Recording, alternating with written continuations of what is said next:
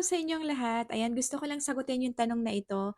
Ayan, sa itaas, pakibasa nyo na lang. Ayan, gusto ko lang sagutin yung tanong na yan kasi marami sa atin yung nakakaranas nung ganito. Actually, hindi lang kayo, pati din ako nakaranas na yan. So, based on my experience, isi-share ko lang sa inyo kung bakit nangyayari na $0.00 earnings po ang ating mga reels kahit na tayo ay monetize sa ads on reels at wala naman po tayong violation. So ano nga ba yung dahilan na bakit ganyan at hindi kumikita ang ating mga videos? Pero bago ko yan talakayin guys, ito muna papakita ko muna sa inyo isa kong reels na nakaranas din ng 0.00 earnings. So ayan guys, ayan nasa itaas, yan ay meron lamang 200 mahigit na views. So ibig sabihin, hindi man lang siya lumagpas ng 1K views.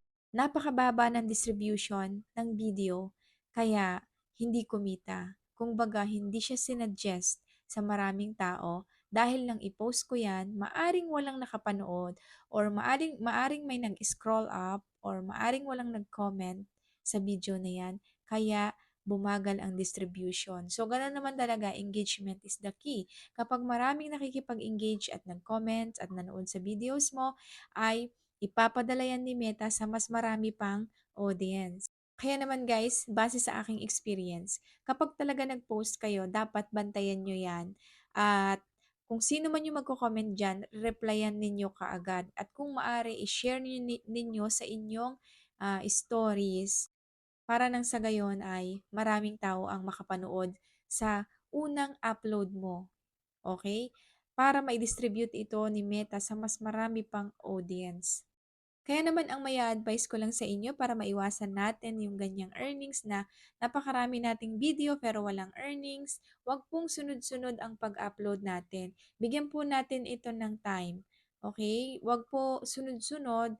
Paunahin muna natin yung isang video tapos hintayin natin kung may magko-comment doon at replyan natin. Sikapin muna nating mapataas ang views ng isang reels na in-upload natin bago po tayo mag-isip ng panibagong reels na i-upload natin. At kung maari ay umisip tayo ng mga engaging na sa loob lamang ng 3 segundo ay mapapahinto mo yung taong nanonood sa iyo. So, yun lamang po at sana ay huwag kayong mabahala dahil darating din ng tamang time para sa inyo na kikita rin ang inyong mga videos. Yun lamang at maraming salamat!